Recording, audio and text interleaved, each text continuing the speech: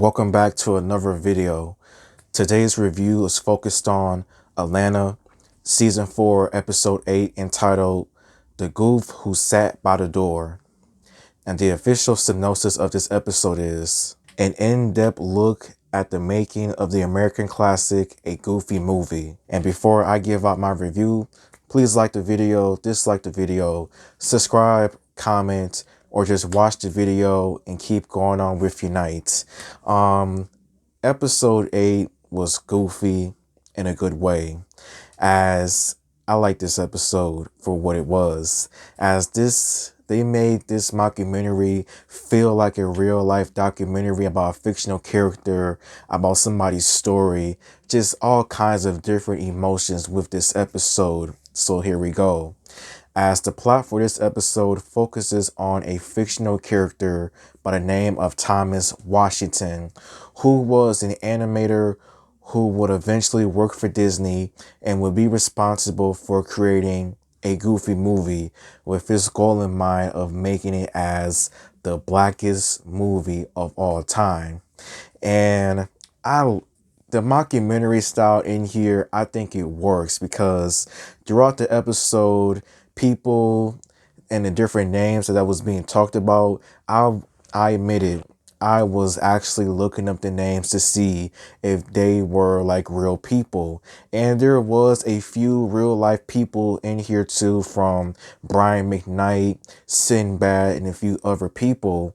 But this episode definitely had me looking many different times at these names and seeing whether or not these were real people that worked at Disney. And Thomas's family was interviewed in here a lot of different times, from Thomas's mother, Thomas's uncle, Thomas's freaking kid, former wife. Like, everyone just talks about Thomas, explains the good, the bad, and just the horrible downfall that this man had.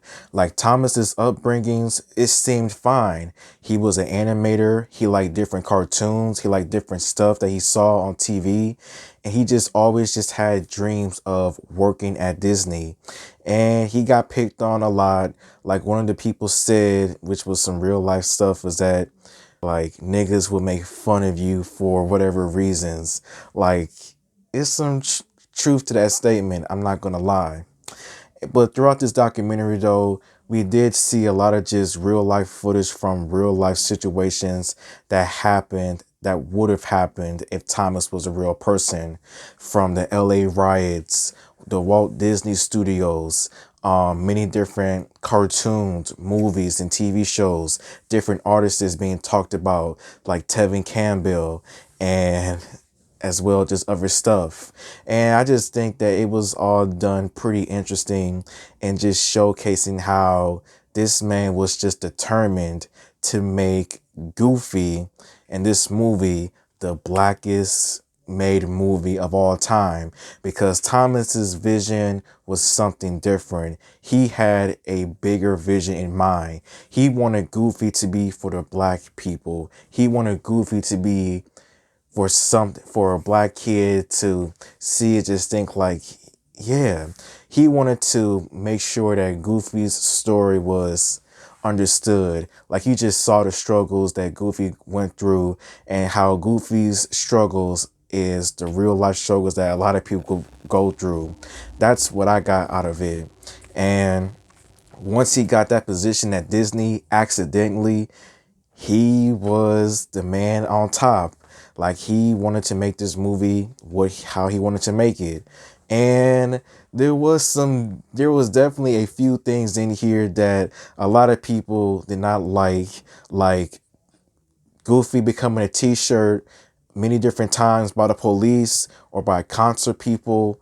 Like, kind of crazy when you look at it, but that was Thomas. He was married, he had a kid, and when he was working for the Goofy movie, at first things were pretty well, but then as time went on, he started to change as a person.